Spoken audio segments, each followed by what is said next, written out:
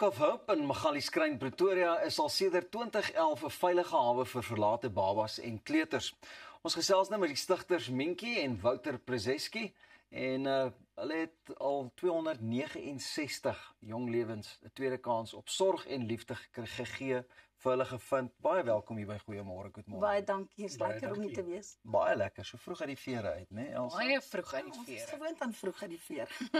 So net so in kort, wie en wat presies is Rock of Hope? Goed, so ons is 'n plek van veiligheid vir babas en kindertjies wat weggegooi is of weggevat is deur die welsyn deur slegte omstandighede.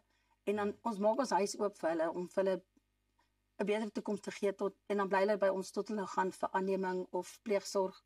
Party gaan terug na die families toe. Dit hang maar af van die omstandighede. Ja. Want daardie tyd gee ons vir hulle huis en liefde en alles wat hulle nodig het. Ek moet vra, want ek meen in so 'n geval is dit dikwels van so 'n aard dat jy weet daar 'n persoonlike ervaring was wat gelei het tot die besluit om met so 'n organisasie te begin. Is dit ook so in julle geval? Ja, nee, niemand begin so iets uit sy eie uit nie.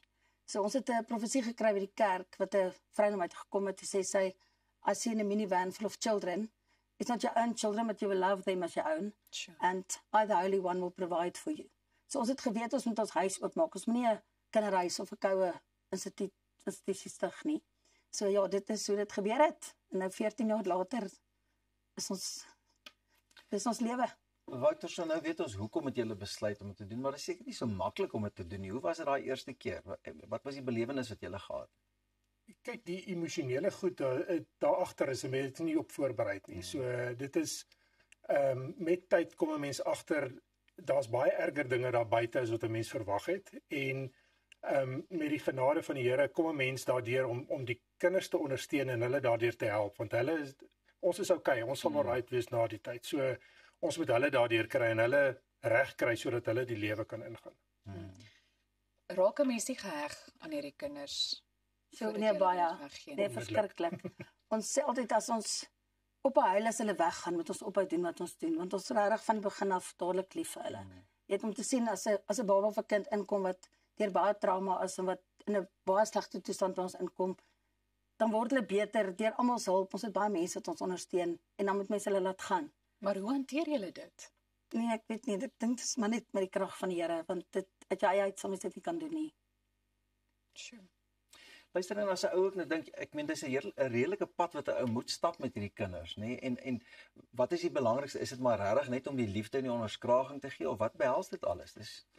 Dit gaan maar oor elke kind is 'n unieke geval. So 'n mens kyk maar wat hulle behoeftes is. Liefde is natuurlik die eerste ding wat hulle laat groei.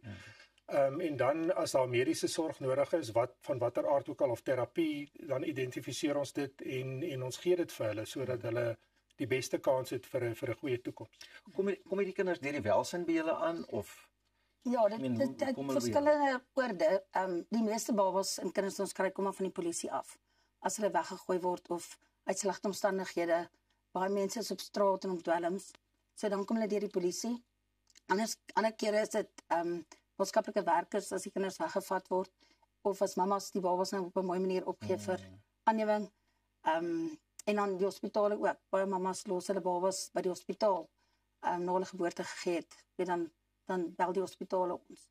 En dan het ons ook 'n baba boks waar die mamas die babas nou veilig eerder in 'n boks kan kom sit. Ons baie omstredenheid rondom dit tans. Maar dis dan 'n veilige plek om eerder 'n baba te sit. Ons laaste dogtertjie is nou gekry 10 dae terug in 'n veld in Silverton. En sy was 'n dag oud en ja, sy is net so klein, sy is 2.3 kg. En ja, dan vat ons hulle in en ons doen alles wat ons moet doen vir hulle tot hulle dan nou gaan vir aanneming. Ja, Self, net dames eerste vandag. Nee, maar ek wil vra, ek meen 'n babatjie kan nie onthou wat met hom of haar gebeur het nie, maar dit moet tog sekerlik moeilik wees vir 'n kleuter, want jy het babas en kleuters. Ja. Kyk, dit verskil ook van kind tot kind. Ons kry kinders wat daar aankom dan smile hulle dadelik en hulle lag dadelik. Ons een seentjie gehad, hy was 3 jaar oud wat die polisie ons ook gebel het. En dit was net vir Kersfees en hy het daar aangekom, hy het gevra, "Where's my presie?"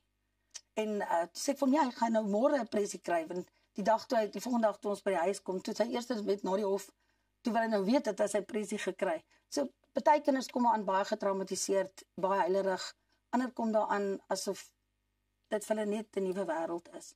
So dit verskil ook, maar ons het 'n goeie spelterapeut ook en mense wat ons help om daai kindertjies deur daai trauma te kry. Wouter, nou dis een ding om te sê, ons maak ons huis oop en ons kan liefde en goeders gee, maar ek meen daar's behoeftes, daar's onkostes, hoe het julle ondersteuningsnetwerk, wat gebeur? Hoe kry julle dit reg? Dis absoluut genade elke maand want ek sê altyd ons budget klop nooit nie, maar ons kom deur. So dit is regtig elke maand 'n saak van gebed, want ons alhoewel ons geregtig is op ondersteuning van die staat, kry ons dit nie. Dis net die Here se genade elke keer, en hy het gesê in die profesie hy sal voorsien en hy doen. Want hoeveel kinders het julle op 'n keer in die huis? As dit nou lekker chock en blok vol is. Ek meen ek het nou bedrag of 'n getal genoem van amper 300 kinders wat al deur julle Rock of Hope is. So ons het tans 10 kinders in ons huis wat nou ons plek van veiligheid en ons aangenome kindertjies is. Maar ja, oor Desember wanneer die maatskaplike dienste nie almal werk nie, dan gaan dit op tot 15, 16 toe op 'n slag, want ons moet dit plek maak vir die babatjies en kinders wat mens nodig het op daardie stadium. Wat behels julle ondersteuningsprogramme? Ek wil net vir 'n oomblik daarby stil staan. Ja, ons het dis maar 3 goed. Die eerste ding is ons bied ondersteuning vir kinders wat deur ons huis is vir aanneming of vir pleegsorg, om daai mammas en mense te ondersteun. Dan ondersteun ons ook mammas wat hulle kinders wil opgee vir aanneming. Ons kry nou baie boodskappe deur Facebook wat mammas hulle babas in die boks wil kom sit. Dan soms eerder hulle ondersteun in 'n program om by die regte plek uit te kom, dat ons dit deur die maatskaplike werker doen. Ja, so en dan natuurlik ons ondersteuning vir ons kinders ook, weet, om alles wat ons moontlik vir hulle kan doen, het ons ondersteuningsnetwerk wat hulle help. Kry julle ooit weer te doen met die kinders as hulle Ja, baie. Nee, dit is ons hou 'n Kerspartytjie elke jaar en nooi almal van hulle. Ag, nou met Moedersdag, nee, dis lekker. Ons almal kry baie boodskappe en blomme en chocolates en ja, so dis die kinders bly maar nog deel van ons en die nuwe ouers besef dit en verstaan dit. So ons hou nogal kontak met hulle. Okay, die babatjies is nou een ding, maar soos die kleuters en jy gesê ek meen daar's kindertjies wat verstaan en kan gesels en goeders. Weet hulle dat hierdie net vir hulle tydelike tyd van verblyf is? Ek dink hulle besef dit in die begin nie. Maar ja, dis wonderlik om te sien hoe hulle floreer eintlik, net onder liefde en aandag en 'n roetine eintlik. Is die groot ding. En wat 'n verandering het julle al gesien by kindertjies, jy weet? Wouter, was tog sekerlik. Yes, ons het kindertjies gehad wat ingekom het wat so mishandel is wat hulle die ortopede gesê het hy sal nooit behoorlik kan loop nie en hy gaan nooit kan kruip nie as gevolg van sy gebreekte femurs en goed, en om te sien hoe daai kind dan met die regte liefde en terapie kruip soos 'n normale kind en loop sonder om mank te loop wat hulle verwag het. Dit is die bevrediging wat daai kom om te sien 'n mens kan 'n verskil maak. As jy na hierdie twee mense kyk, dink net die geweldige 'n ou moet so krag kry van bo af soos julle dit sê en waar ons almal maar ons bron van krag het, maar raak jy nie soms voel jy nie daai bitterheid as 'n kindjie nou regtig daar aankom en jy kan sien hier's 'n mishandeling of neglect? Ja, nee, jy voel jy wil oor die ouers ry, maar dit is nie vir ons om te oordeel nie. En die ding is ook met baie van die babas wat weggegooi is, as 'n mens jou 'n kopskuif doen dat dit soos die laaste baba wat in die boks gesit is, dis was 'n act van liefde gewees wat die ma gehad het om daai kind daarin te sit, want sy het 'n mooi briefie bygesit. Weet, en dis juist oor sy so lief was vir die kind dat sy nie vir hom kan sorg gee dat sy vir haar 'n toekoms wil gee. En weet, die mens dink altyd dis sleg, hulle gooi die kinders weg, maar mens ken nie die agtergronde agter. Hoe lyk 'n tipiese dag met soveel kinders in die huis? Man, soos joune, mal 10. Ja, ons het 'n baie streng roetine, so dit help baie. So nee, ons is al vroeg op en die kleintjies gaan skool toe. Ek hou self skool in die oggende. So dan as deur die dag is Wouter by die huis en ons het nannies wat na die kinders kyk.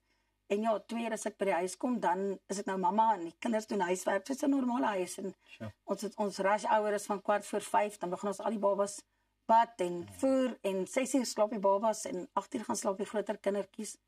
So ons roetine help dat dit nie in chaos. Mense dink is chaos, maar dit is nie. Beheerde chaos. Beheerde chaos. Luister, so ek weet daar sekerlik planne om uit te brei goeders, maar om maand tot maand te oorleef. Jy het seker kritieke hulpbronne wat al reeds help. Is daar nog 'n manier hoe mense kan betrokke raak? Of maniere? Ja, kyk, ons het 'n paar programme. Ons het die Adopt a Bear wat Ja, is dit myne? dit is die Goeiemôre, good morning. Is tot 'n daar's 'n ander sertifikaat. Ja, net ook so braaf. is nou aangeneem, so julle het nou 'n verantwoordelikheid teenoor die vir Rocky. So dit is een van ons programme wat ons begin het sodat ons 'n nagnanny kon kry. Ons het al die jare self opgestaan, ek en Mientjie, so ons het van laas jaar Mei maand af het ons nou 'n permanente nagnanny sodat ons nie meer hoef ook op te staan deur die nag nie. En dan enige iets wat mense by betrokke wil raak. Ja. Ons is nie voorskriftelik in sulke goed nie. Ons wil hê mense moet uit hulle harte uit betrokke raak en nie voorgeskryf te voel nie. En ons kan natuurlik belastingsertifikate uitreik vir enige donasies wat mense gee. En vir meer inligting is daar 'n webtuiste, Facebookblad. Hoe kry jy hulle in die hande? Ja, op ons Facebook daar is ons maar baie aktief daarop, ja. Rakafart. Nou dit was net weer eens te kort en baie dankie vir die ongelooflike werk wat julle doen en julle is regtig gekol hiervoor. It's your call. Nee, baie dankie, dit is 'n voorreg. En baie dankie ook vir Rocky. Ons beloof hy is in veilige hande. Veilig wees, Rocky. Baie welkom hier in ons midde. Nou, net hierna gesels ons met die kontrak 3 se wenner Chris Steyn oor sy nuwe enkelsnit. So bly net waar jy is en onthou ook, soos ons altyd sê, op sosiale media kan jy verseker kontak maak. Stuur vir ons 'n WhatsApp boodskap en maak seker jy gaan volg ons op Facebook en op Instagram.